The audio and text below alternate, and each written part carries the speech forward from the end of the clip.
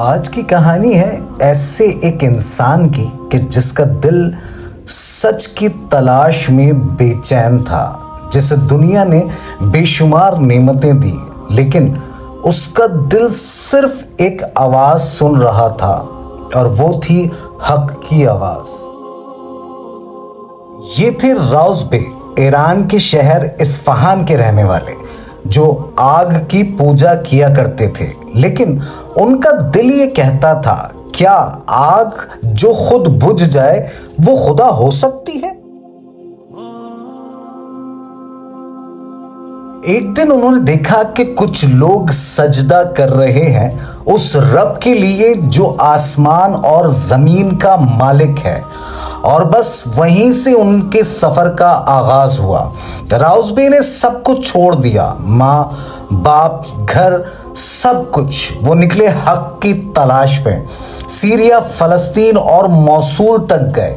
एक राहिब से तालीम हासिल करते, फिर दूसरे राहिब से और फिर तीसरे से। हर राहिब के इंतकाल के बाद एक नया रास्ता मिलता, एक नया इम्तिहान। सालों का सफर था, तन्हाई, भूख, आंसू, लेकिन दिल में एक ही दुआ थी, या अल्लाह मुझे सच दिखा दे। लेकिन एक सफर में लोगों ने उन्हें धोखा दिया। राउज़ बे को बेच दिया गया गुलाम बनाकर।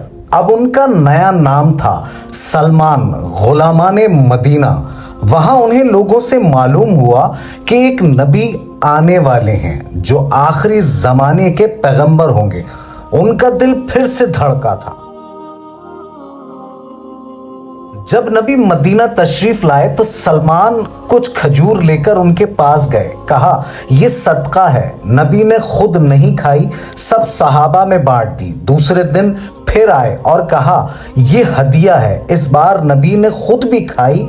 सलमान ने देखा कि नबी के कांधों के दरमियान नबूवत की मोहर है। उनके आंसू रुक न सके। वो गिर कर कहने लगे, आप ही वो नबी हैं जिनके लिए मैं पूरी जिंदगी सफर करता रहा हूं। नबी ने उनके सर पर हाथ रखा और दुआ दी और फरमाया, सलमान हम अहले बैत में से है। हजरत सलमान फारसी सब कुछ छोड़ आए थे, लेकिन रब ने उन्हें सब कुछ दे दिया। उनका सफर एक मिसाल है उन सब के लिए जो हक की तलाश में निकलते हैं। दोस्तों, अगर नीयत साफ हो तो रास्ता खुदा खुद बना देता है।